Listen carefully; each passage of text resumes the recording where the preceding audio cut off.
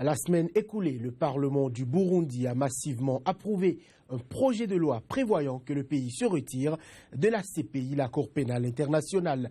Le texte a ensuite été présenté au Sénat et adopté à l'unanimité. Il doit être promulgué par le président Pierre Nkurunziza, le président burundais qui assume visiblement bien l'isolement sans cesse grandissant de son régime vis-à-vis de la communauté internationale. Burundi vote du retrait de la Cour pénale internationale, matérialisation d'une volonté des États africains ou simple mesure échappatoire. Premier débat du jour sur Angle de vue. Ensuite, Lomé, la capitale togolaise, a abrité le week-end écoulé un sommet des chefs d'État et de gouvernement. Plus de 40 pays africains réunis à l'initiative de l'Union africaine ont adopté une charte afin d'assurer une meilleure sécurité des côtes, financer un fonds spécial et protéger l'environnement. L'Union africaine, adoption d'une charte pour la sécurité maritime. Pour quel réel impact sur les maux dont souffre ce secteur? Second débat du jour sur Angle de vue, votre émission analyse et décryptage de l'actualité sur le continent africain. Mesdames, Messieurs, bonjour et bienvenue. Voici pour commencer le flash, le point culminant de l'actualité sur le continent. Au Burkina Faso, 8 partis de l'opposition, dont l'ancien parti au pouvoir, le Congrès pour la démocratie et le progrès, ont fondé ce dimanche à Ouagadougou une coalition pour la réconciliation. Cette structure regroupe, outre le CDP, l'ADF-RDA, principal parti allié du pouvoir de Compaoré, la NAFA, proche de Djibril Bassolé, ou encore l'UNDD de Maître Herman Yameogo.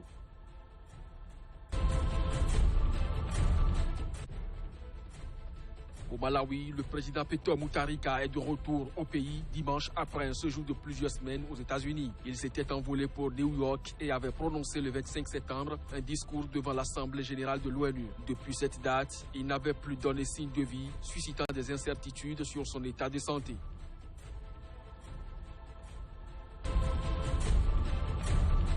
Le Parti sud-africain des combattants pour la liberté économique a annoncé dimanche avoir porté plainte contre la richissime famille Gupta, soupçonnée de corruption et d'exercer une influence politique sur le président Jacob Zuma. 13 personnes ou entreprises sont visées, dont les 3 frères Gupta, Dudzane Zuma, l'un des fils du chef de l'État, et Mosebenzi Zwane, le ministre des Mines, réputé proche de la fratrie d'origine indienne.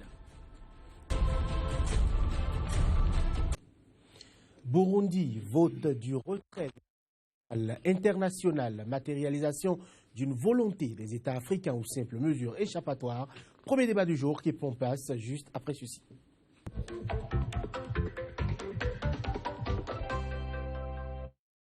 Et pour en parler, dis-nous Steve Poton, il est juriste internationaliste. Steve Poton, bonjour et bienvenue. Bonjour. Face à vous, Maître Alain Oronla, avocat au barreau de Cotonou, c'est au Bénin. Maître Oronla, merci d'être sur ce plateau. Le plaisir est pour moi. Bonjour. Bonjour Steve. Bonjour. La première question est pour vous, Maître Oronla. Un retrait du Burundi de la CPI, ce serait une première dans l'histoire de la Cour, une mesure supplémentaire de l'isolement du régime? Non seulement une mesure supplémentaire de l'isolement du régime, mais d'abord la mise en musique de ce retrait collectif qui avait été annoncé au sein de certains chefs d'État africains qui n'ont pas pour l'instant joint l'acte à la parole ou à la menace. Et donc le Burundi inaugure cette ère, cette nouvelle phase de défiance vis-à-vis de la CPI qui n'a pour seule spécialité que de traquer les criminels, les crimes contre l'humanité et les crimes de guerre. Donc ceux qui n'ont rien à se reprocher n'ont rien à redouter de cette CPI devenue redoutable parce que ce régime sait quelles sont les exactions qui ont été commises et qui ont été perpétrées sous son règne.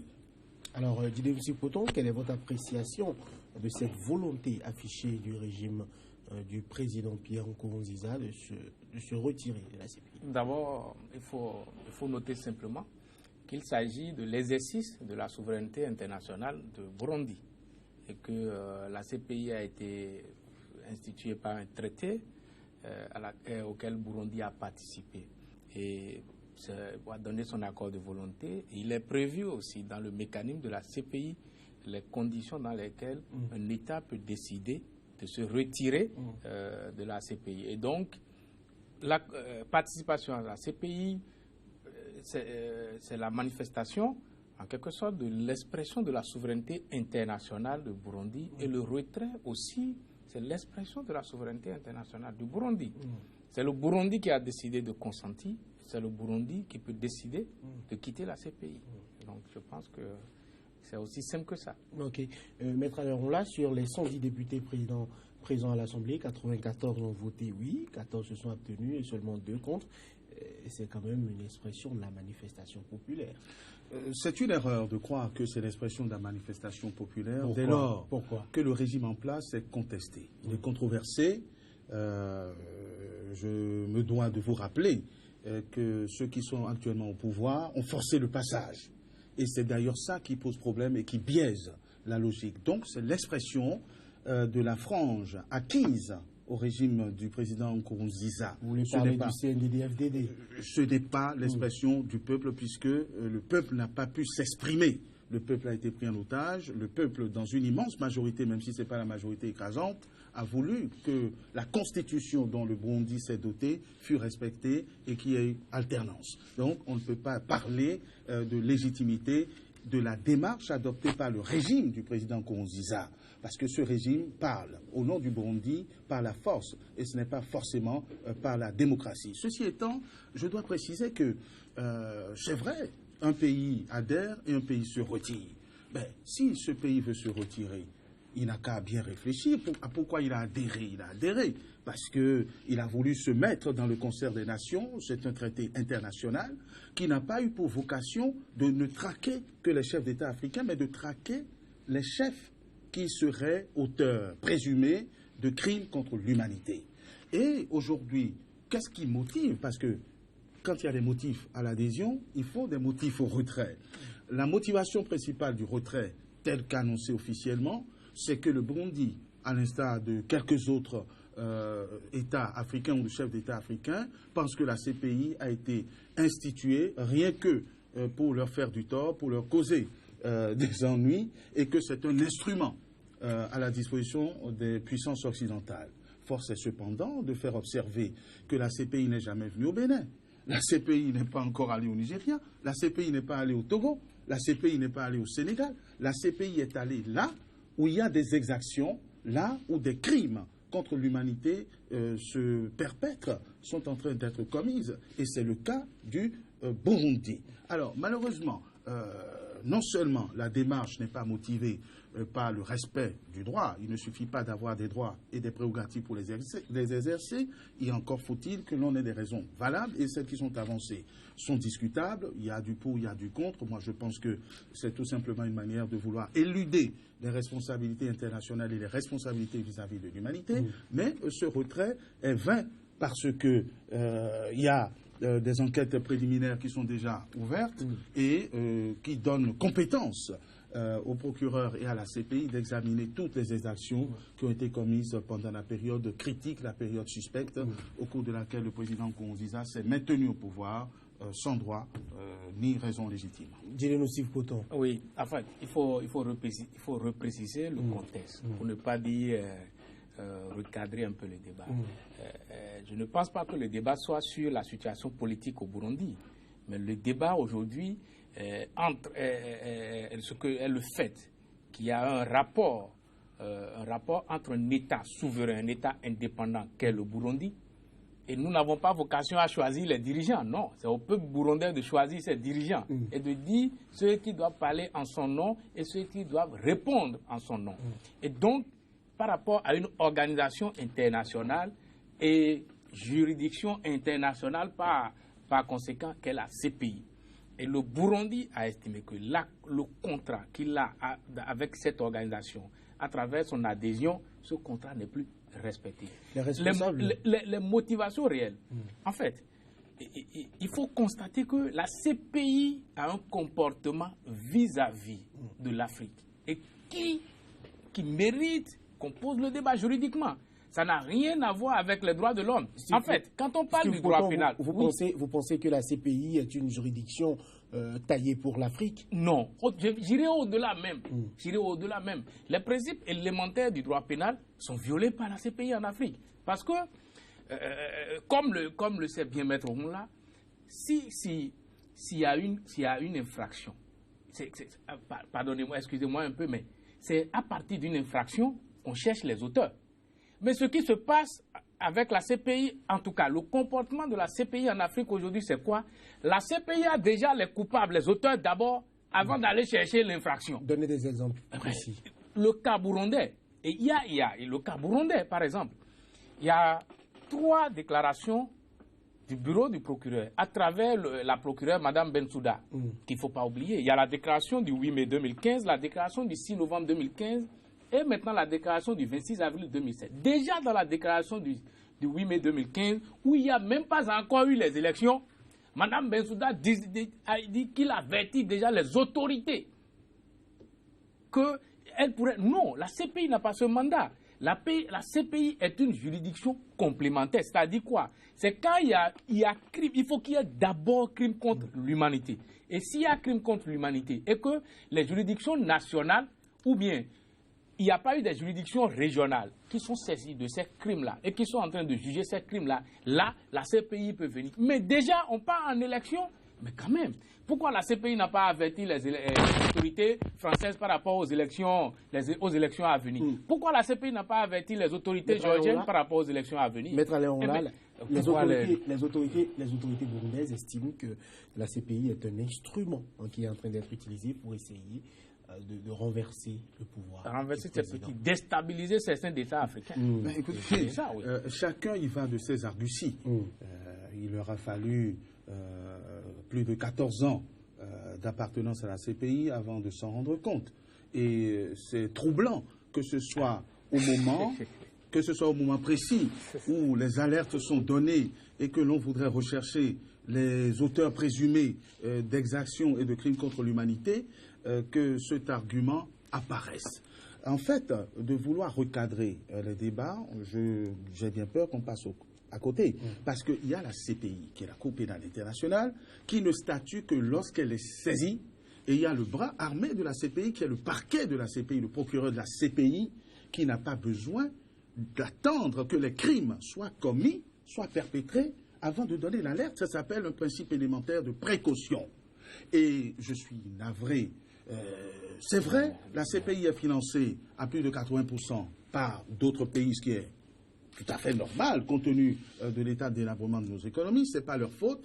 On prête à la CPI d'être l'instrument des puissances coloniales ou occidentales pour régenter ou déstabiliser les régimes africains. Mais pourquoi vous ne voulez pas voir la réalité? Est-ce qu'il y a des crimes contre l'humanité impunis en France, en Angleterre, aux États-Unis? Le théâtre de ces exactions, c'est toujours en Afrique. Je ne veux pas savoir qui est derrière, quelle est la main noire. Le fait est que ce n'est que sur notre continent qu'il y a de telles exactions. Et même s'il y en avait ailleurs que sur notre continent, à partir du moment où nous sommes partis à un traité, à partir du moment où il y a une juridiction qui se donne vocation et compétences internationales, je pense que la souveraineté forcée par certains dirigeants mal élus ou non élus s'efface devant le devoir universel de préservation de la vie de chaque citoyen africain.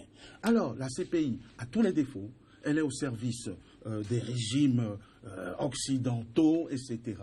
Je préfère une CPI qui inquiète ses dirigeants, parce qu'on dit que la peur du gendarme, c'est le début de la sagesse. Je préfère cette CPI qu'on peut redresser, qu'on peut amender à une impunité totale qui permet à certains dirigeants dont on ne veut pas et qui se maintiennent par la force au pouvoir. Et je crois que la sagesse devrait nous amener à aller vers cette réflexion. Et je termine en disant, heureusement qu'il y a la CPI. Heureusement qu'il y a la CPI parce que le principe de subsidiarité, de complémentarité et surtout le principe de la compétence universelle avait commencé déjà à faire naître des craintes ci et là. La Belgique a voulu poursuivre les crimes commis au Tchad. Heureusement, le droit international reconnaît de plus en plus ce principe de la compétence universelle. Et il est préférable que cela se fasse au sein d'une instance contrôlée par tous. C'est très bien que la Cour de répression ou la Cour spéciale qui a jugé Hissène Habré ait pu avoir lieu en Afrique. Ça, c'est des réponses appropriées. Mais rester là à dire c'est la faute aux autres, c'est jamais nous, ce n'est pas la solution. J.D. Steve Poton. Oui, en fait, je pense que chacun de nous a ses convictions en ce qui concerne la Cour pénale internationale. Mais il ne s'agit pas de nos convictions ici. Il s'agit de la réalité. N'est-ce pas une erreur politique ou une erreur diplomatique que de vouloir quitter la CPI en l'état? Je vais répondre autrement à votre question. En effet, dans la semaine écoulée, le ministre des Affaires étrangères français s'est lancé dans un activisme en prétendant même que la France pourrait saisir la CPI contre la Russie. Et l'un des acteurs politiques français, pour qui j'ai beaucoup de respect, M. Jean-Luc Mélenchon, a dit que c'est un incident diplomatique. Donc le fait simplement d'évoquer que les crimes, les supposés crimes qui peuvent avoir en Syrie et dont la responsabilité peut être imputée à la Russie, le fait de l'évoquer même contre la Russie est un incident diplomatique. Vous imaginez? Mais Mélenchon est dans son rôle. Mais je dis, Mélenchon a estimé que c'est un incident diplomatique. S'il le parle, mais c'est un acteur politique sérieux. S'il parle ainsi, ça veut dire quoi? Jean-Luc Mélenchon est dans son rôle. Oui, il est dans son rôle. Mais le fait simplement d'avoir cette pensée, c'est grave. Pourquoi? Ça veut dire quoi? Ça veut dire qu'aujourd'hui, il y a certains États, et quels que soient les crimes que ces États peuvent commettre, ces États, on ne peut même pas évoquer leur nom par rapport à la CPI. Donc vous pensez que premier point. Certains sont intouchables, deuxième réflexion, en disant que ce n'est que sur le continent africain qu'il a des exactions. Non, c'est faux. Aux États-Unis,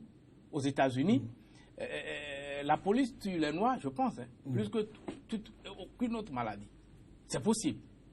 Et donc, il y a des exactions là-bas. Ce que nous sommes en train de dire, c'est quoi? Personne n'est pour l'impunité. Mais ce que nous souhaitons, c'est que la Cour pénale internationale travaille selon son statut et que le procureur, on n'a pas de problème avec les juges, c'est le bureau du procureur, depuis Ocampo jusqu'à Mme Bensouda, c'est le bureau du procureur qui est manipulé par les puissances internationales. C'est votre avis. C'est mon point de vue sur le sujet. Et c'est très simple pour le constater. Nous avons vu la situation en Côte d'Ivoire. De 2002, il y a une rébellion qui est intervenue, qui a commis des exactions un peu partout, nous le savons. Mais depuis là, aucune responsabilité n'est établie jusque-là par rapport au leader de cette rébellion. Au contraire. La procureure Fatou Bensouda a demandé des comptes. Je dis aucune responsabilité n'a été établie. J'irai loin. Lors de la crise post-électorale kenyane, il y a eu 8000 morts. On a assisté à quoi? Abandon des charges. Pourquoi? Le Kenya fait partie des pays qui demandent également à se retirer de la CPI. Abandon des charges. Mais pourquoi? Laissez-moi finir. Abandon des charges. Pourquoi? Parce que comme Maître Oumla le sait, pour qu'il y ait une infraction, il faut qu'il y ait 3 éléments. Il faut qu'il y ait un élément légal, c'est-à-dire la loi a prévu qu'il ne faut pas faire ci. Il faut qu'il y ait un élément matériel, les faits, qui démontrent de façon matérielle que quelqu'un a commis le crime. Et il faut qu'il y ait l'élément intentionnel. Donc c'est la réunion de ces 3 faits qui constitue une infraction. Dans le cas burundais, vous pensez que ce n'est pas cela? Mais il faut que Madame la procureure démontre ça. On peut pas, partout au monde, il peut y avoir des contestations après une élection. Partout au monde, il peut y avoir des revendications politiques. Ce que nous souhaitons, c'est quoi? Dès qu'il y a des revendications politiques, en tout cas, dans certains pays en Afrique, immédiatement, vous voyez intervenir des milices qui sont armées par qui? Et personne ne demande des comptes à ces milices, mais ceux à qui on demande des comptes, ce sont des gouvernements qui sont en place, qui sont attaqués et qui répondent. Là, il y a une politique de 2 poids, 2 mesures. Est-ce que vous voyez un peu? Donc, ce que nous sommes en train de dire, c'est très simple. C'est très simple. Le Burundi est un État souverain.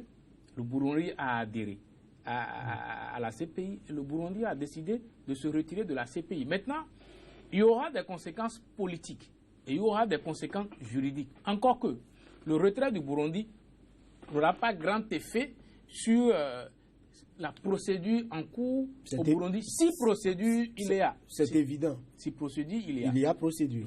Si procédure il y a. Parce que jusque-là, il n'y a pas encore de... Moi, je ne comprends pas que l'on puisse adopter de telles postures. Quand on est contre l'impunité, on est contre l'impunité. Aucune œuvre n'est parfaite. Donc, je rappelle, éléments et arguments à l'appui, qu'il vaut mieux une CPI imparfaite que pas de CPI du tout. Je rappelle que les droits de l'homme sont universels, le droit à la vie de chaque citoyen. Et que quand on est responsable d'un État, qu'on le prend par hold-up et qu'il y a des exactions, il faut quand même que ces personnes puissent répondre.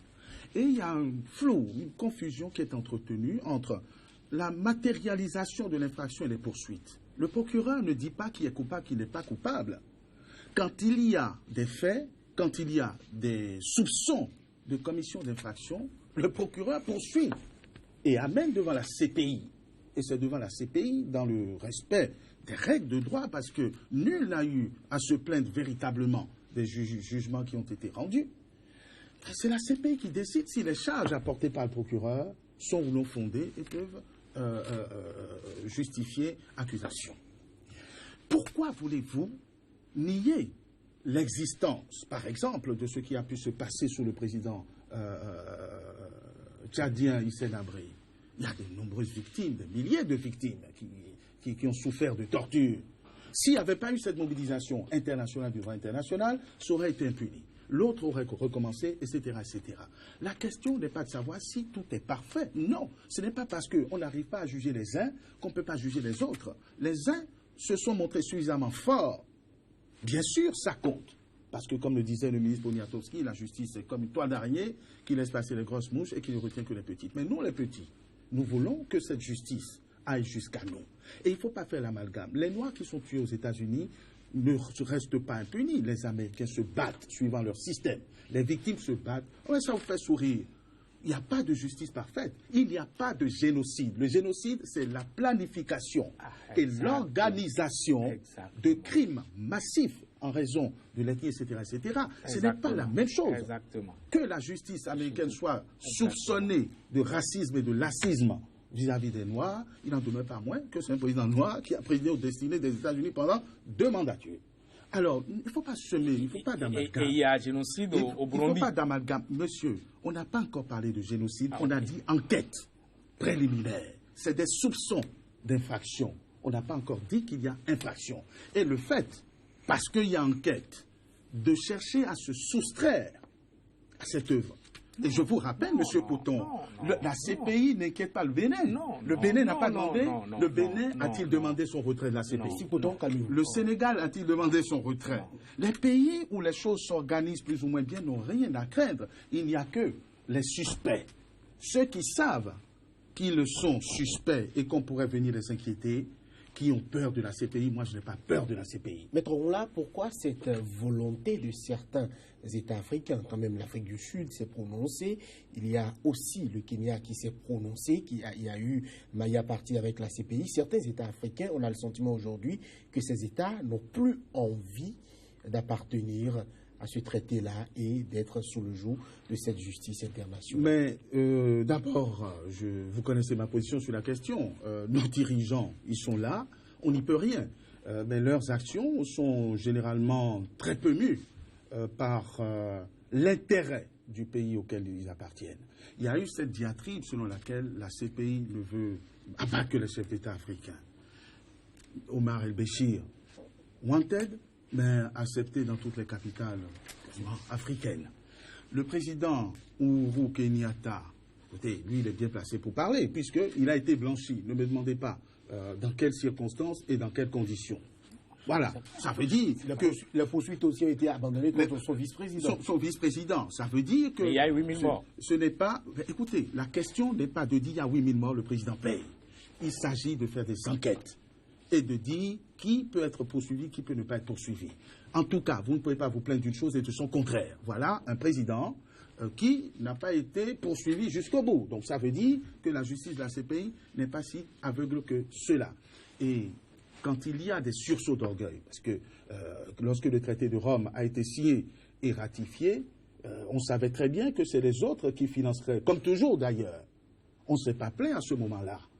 Il a suffi que certains régimes en infraction avec la loi internationale commencent à être poursuivis pour que l'on nous agite ce chiffon. La seule réaction qu'il est convenable d'avoir, c'est peut-être de prendre ses responsabilités, comme nous le faisons au Bénin, comme ça se fait au Togo, comme ça se fait ailleurs, et que si il y avait des crimes de masse qui étaient commis ici, la CPI aurait vocation à se prononcer. Je suis pour, comme Amnesty, comme tous les organismes et les institutions de veille qui veille à ce que la vie sacrée de chaque citoyen soit préservée et ne soit pas fauchée impunément.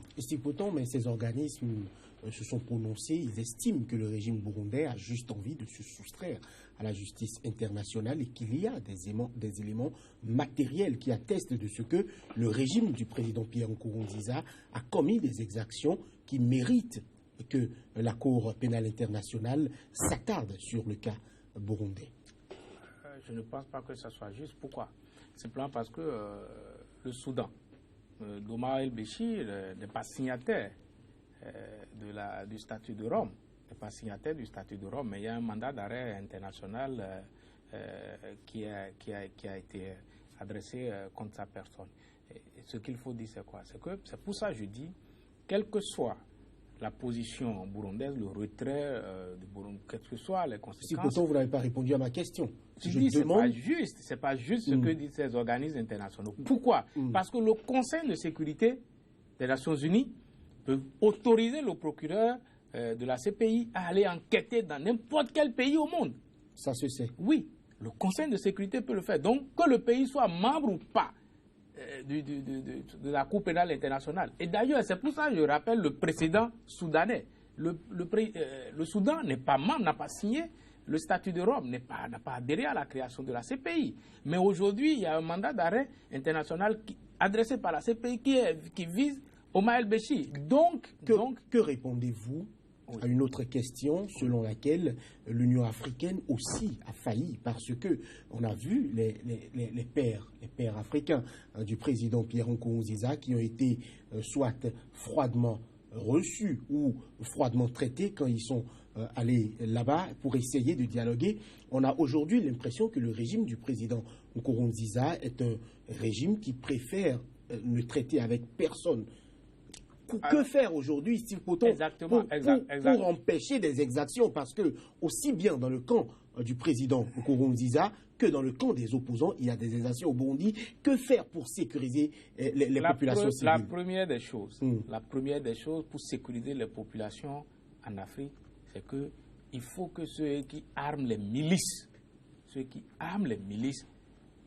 se responsabilisent davantage. Parce que vous ne pouvez pas armer les milices d'un côté et après maintenant commencer par brandir l'épée de Damoclès sur la tête des dirigeants. Oui, mais quand le régime en place est accusé par tout le monde d'ourdir ou d'armer des milices, on a vu les Imbonerakure dans le cas burundais où on sait comment les armes circulent, comment les armes prolifèrent. Quand il y a manifestation du CNDD-FDD, c'est-à-dire le parti au pouvoir, il n'y a pas d'exaction. Mais quand les opposants, eux, rentrent dans les rues, il y a tir. Mais c'est ce qui est décrié aujourd'hui au Burundi. Il n'y a pas de tir, il y a répression. Mais c'est ce que je dis. Une manifestation, oui, n'est pas autorisée, elle est réprimée. Moi, j'ai vu dans le cadre de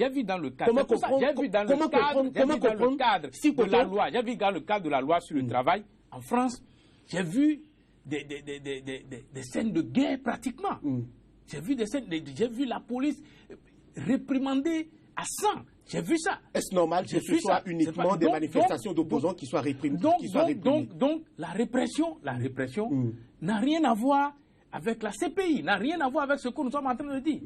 N'a rien à répression. Mais récemment aux États-Unis, quand les Noirs manifestaient, il n'y a pas eu répression. Nous avons tout suivi. Ça n'a rien à voir avec la CPI. Maître Alain Onloa, rapidement, par rapport au cas burundais actuel, quelle sortie voyez-vous possible pour le régime? Le régime est dans une surenchère parce que, effectivement, la communauté internationale s'est montrée plus ou moins laxiste, plus ou moins complaisante. Et donc, le président Nkurunziza joue son va-tout.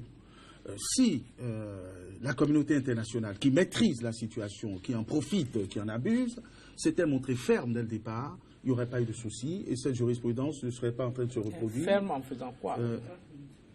Cette jurisprudence ne serait pas en train de se reproduire un peu partout ailleurs au Congo démocratique, etc. Donc, je crois que la communauté internationale doit prendre ses responsabilités et doit avoir pour souci fondamental et majeur le respect de la vie humaine. Pierre Nkurunziza a refusé le déploiement d'une force de police. Écoute, il refuse parce qu'on lui permet de refuser.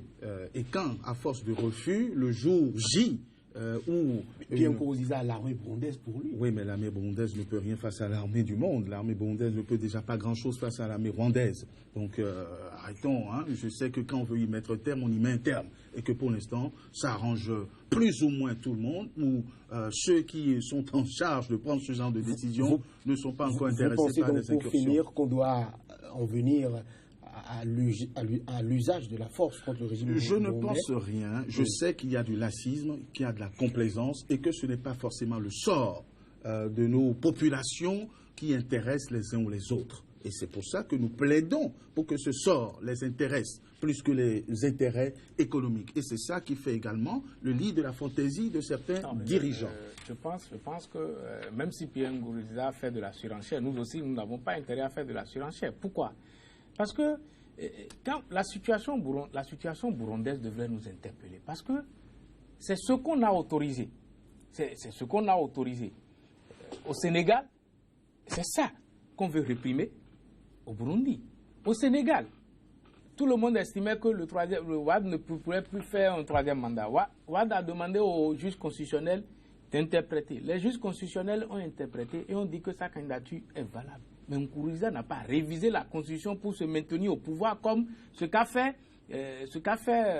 Denis Sassou Nguesso. Qu'est-ce que Nkurunziza a fait? Il a profité d'une faiblesse des tests, je pourrais dire. Et il a déposé sa candidature, la Cour constitutionnelle a validé sa candidature. Mais dans une démocratie, ce sont les institutions qui parlent. On peut traiter les institutions de tous les noms, mais malheureusement, on ne peut pas remplacer les institutions. Malheureusement, on ne peut pas remplacer les institutions. Et je dis bien, c'est ce qu'on a accepté au Sénégal. Quand Wade est allé aux élections, il a perdu, il est parti. Donc la société civile burundaise devrait s'organiser pour faire partie pacifiquement Moi, j'ai l'impression qu'on entretient l'amalgame. On n'entretient pas l'amalgame. S'il vous plaît, la question n'est pas de savoir si on est habile à modifier les lois constitutionnelles ou pas. La CPI n'a pas compétence pour voir si quelqu'un doit rester en place ou pas. La preuve, c'est que c'est le président burundais en place qui va notifier son retrait et ça sera recevable. La question, c'est d'enquêter sur les crimes perpétrés. Il faut qu'on le comprenne, ça. Quand il y a des crimes de masse, quand on voit qu'il y a une répression suspecte ou suspectée d'être génocidaire, on va enquêter. Et pour l'instant, personne n'a encore dit que le Burundi est au banc des accusés. On dit on enquête parce qu'il y a des morts. Ça, ce n'est pas un crime contre l'humanité. Et donc, il ne faut pas soutenir, d'ailleurs contre la loi, ce qui empêche la justice d'accomplir son œuvre. Les peuples ont des droits et il y a des manières de dévolution du pouvoir qui n'invitent pas forcément à la violence. Je terminerai en disant la CPI n'est pas rentrée dans tous les États africains. Elle n'est allée que là où il y a des problèmes qui sont peut-être mal résolus, mais je préfère ces problèmes mal résolus que pas résolus du tout. Messieurs, merci. Fin du premier débat sur Angle de vue. Place au sommet des chefs d'État à Lomé au Togo et ses conclusions juste après un autre point du flash. Au Burkina Faso, 8 partis de l'opposition, dont l'ancien parti au pouvoir, le Congrès pour la démocratie et le progrès, ont fondé ce dimanche à Ouagadougou une coalition pour la réconciliation. Cette structure regroupe, outre le CDP, l'ADF-RDA, principal parti allié du pouvoir de Compaoré, la NAFA, proche de Djibril Bassolé, ou encore l'UNDD de Maître Herman Yameogo.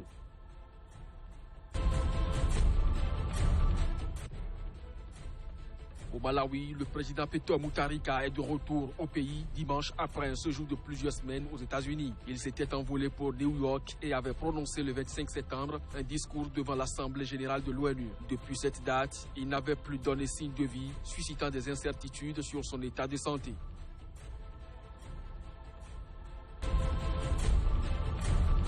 Le Parti sud-africain des combattants pour la liberté économique a annoncé dimanche avoir porté plainte contre la richissime famille Gupta, soupçonnée de corruption et d'exercer une influence politique sur le président Jacob Zuma. 13 personnes ou entreprises sont visées, dont les 3 frères Gupta, Dudzane Zuma, l'un des fils du chef de l'État, et Mosebenzi Zwane, le ministre des Mines, réputé proche de la fratrie d'origine indienne.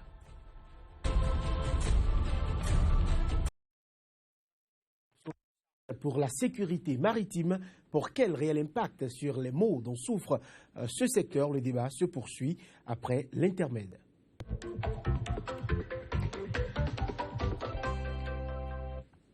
Un débat qui se poursuit avec vous, messieurs, Maître Alain Ronla, avocat au barreau de Cotonou au Bénin, et Didier-nous Steve Poton, juriste internationaliste. Steve Poton, la plupart des chefs d'État saluent un geste historique. En quoi l'est-il selon vous?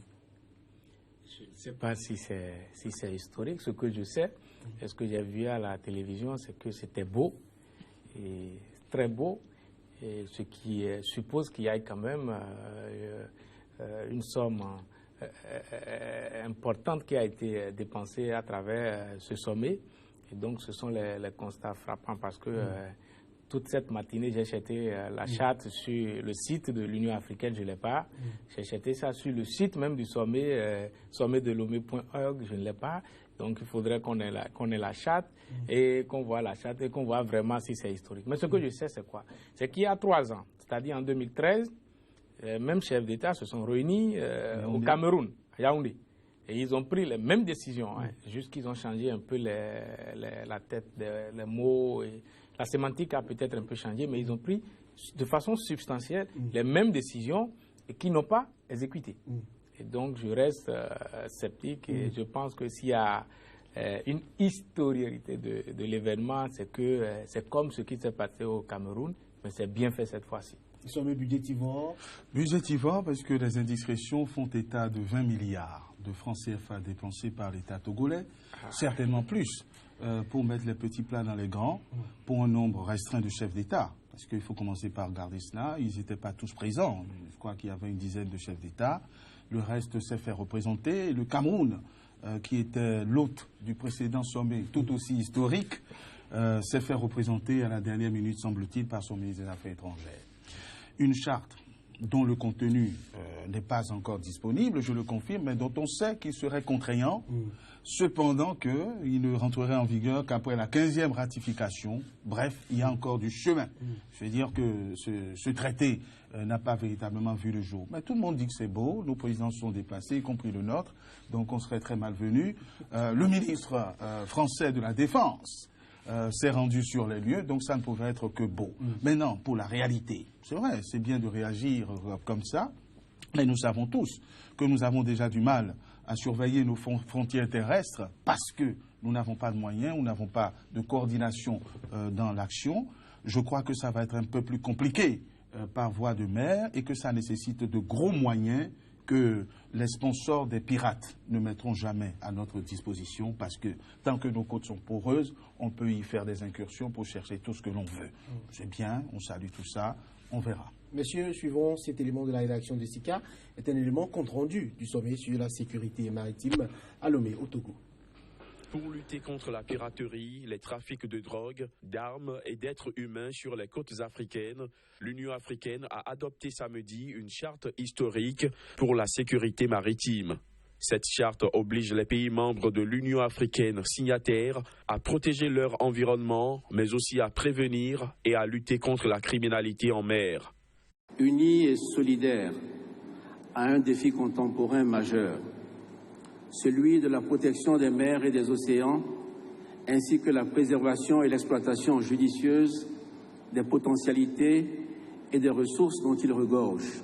Le président tchadien Idriss Déby, président en exercice de l'Union africaine, qui a salué la mobilisation du continent en faveur d'une réponse collective efficace à travers l'élaboration de la Charte africaine sur la sûreté et la sécurité maritime, est revenu sur l'utilité de l'adoption du dit document.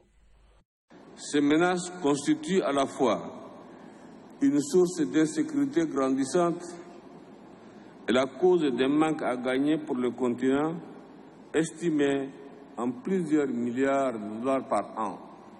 Sur les 54 pays membres de l'Union africaine, 43 pays étaient représentés au sommet de Lomé, dont 18 par leur chef d'État.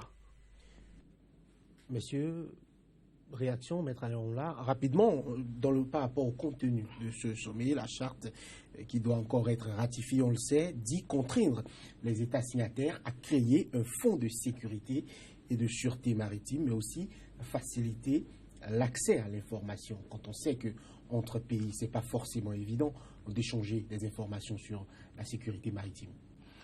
Écoutez, ces dispositions existent déjà. Il n'y a rien de nouveau à l'horizon. Mais moi, c'est l'aspect financier qui m'intéresse. Il n'y a pas si longtemps, après le passeport africain, l'Union africaine avait plaidé pour un fonds etc. Il y a toujours ces appels de cotisation qui ne viennent pas parce que les problèmes demeurent. C'est un manque de moyens ou un manque d'imagination dans la mise à disposition des ressources. Les pays africains aujourd'hui, surtout tels qu'ils sont gérés, n'ont pas les moyens de faire face à la protection et aux mesures qu'exige la protection de nos côtes. Ce n'est pas avec des canoës-kayaks qu'on y va, c'est avec des navires de guerre. Le Japon est victime de ça. Il y a des pêches illégales en eau trouble dans des pays qui sont sécurisés. Donc, qu'on se retrouve pour faire une pause et faire une belle fête à Lomé, c'est une chose, mais l'efficacité, parce que nous, on ne veut pas être des critiques éternelles, l'efficacité de ces mesures n'est pas prouvée, ce n'est pas démontré. Le Cameroun, où la même charte, à peu de choses près, a été adoptée, n'a pas signé. L'Algérie n'a pas signé. L'Afrique du Sud n'a pas signé. C'est vous dire que les gros contributeurs financiers potentiels n'ont pas signé. Le Sénégal n'a pas signé. Donc, il n'y a rien. Maintenant, on ne peut pas dire que nos chefs se soient réunis une fois de plus pour rien. Ce ne serait pas décent. Donc, on dit, voilà, c'est encore un petit pas pour le Togo, mais un grand pas pour la sécurité maritime. Donc, à moins que ce soit l'inverse. Mais ce serait mort dans l'œuf? Non, on serait dit que c'est mort dans l'œuf. Ce qu'on peut dire, c'est quoi? S'il y a eu Lomé, le sommet de Lomé, c'est qu'on n'a pas été satisfait du sommet de Yaoundé. Alors, pourquoi on n'a pas été satisfait du sommet de Yaoundé? Est-ce qu'on a cherché au moins à répondre à cette question? Je n'ai pas la prétention de dire que les chefs d'État ou bien les différents États qui se sont réunis là-bas, qui n'ont pas exploré la question davantage. Mais ce qu'on sait, et qu'on peut le dire aux téléspectateurs, c'est quoi? C'est qu'à Yaoundé, il y a deux décisions très importantes. C'est-à-dire mutualisation des efforts, mais création des mécanismes pour sécuriser nos côtes. Et à travers ça, il a été décidé de créer 2 centres régionaux d'intervention. Un centre pour l'Afrique centrale, dont le siège devrait être à Pointe-Noire, et un centre pour l'Afrique de l'Ouest, dont le siège devrait être à Abidjan. Le centre de Pointe-Noire a été installé, mais n'a pas de moyens pour fonctionner. Il n'y a même pas l'Internet dans le centre. Et le centre d'Abidjan attend toujours les fonds pour commencer ses premiers pas. Donc voilà les décisions qui ont été prises à Yaoundé, mais qui n'ont pas été exécutées. Pourquoi? Ce n'est pas à nous de répondre, c'est au chef d'État de répondre. J'espère qu'ils ont apporté des réponses à cette interrogation avant de se lancer maintenant dans une autre étape qu'est le sommet de Lomé. Sinon, s'il faut se réunir, créer des structures, décider de faire certaines et ne pas après donner les moyens, je pense qu'il y a un problème. Et je ne sais pas, pourquoi pas ne pas mettre les fonds utilisés pour l'organisation du sommet de Lomé pour créer les centres régionaux et faire économie. Pourquoi pas? Je ne sais pas. Mais là, est-ce qu'aujourd'hui, ce n'est quand même pas utile, voire primordial, de s'appuyer sur l'eau et tout, on sait combien de kilomètres il y a à exploiter sur l'eau pour assurer le développement économique? Évidemment, évidemment. Je veux dire, le fait de vouloir sécuriser nos frontières maritimes, ce n'est pas une mauvaise chose en soi. C'est une nécessité, c'est même indispensable. Mais il fallait y penser depuis les années 60. Il fallait y penser plutôt que d'errer dans des considérations de pouvoir, etc. Et qui peut nous aider aujourd'hui à faire? Ceux-là même qui ont intérêt à ce que nos côtes soient poreuses. Je veux dire, assurer la sécurité maritime, c'est des bâtiments de guerre, réellement. Hein, c'est des gardes-côtes, c'est déjà pas évident dans des pays qui ont les moyens considérables. Alors, qu'est-ce qu'on nous vole? On nous vole notre poisson, on nous vole notre faune aquatique, on nous vole notre pétrole et des ressources que nous ne sommes même pas capables d'exploiter. Mais qui les vole? Mais les seuls qui sont en mesure de nous apporter des moyens. Mais écoutez, je crois que nous devrions nous débrouiller et consacrer nos ressources déjà à sécuriser les frontières terrestres, à sécuriser les côtes en attendant de pouvoir aller à 10 000 lieues sous les mers. Messieurs, merci. C'est déjà à la fin de cette émission. Était sur ce plateau Didénou Steve Coton, juriste internationaliste, face à vous, Maître Alain Oronla, avocat au barreau de Cotonou au Bénin. Ce sera déjà tout. Merci d'avoir été des nôtres. Très bonne suite de programme sur SICA. Merci de nous rester fidèles à suivre notre point de l'actualité.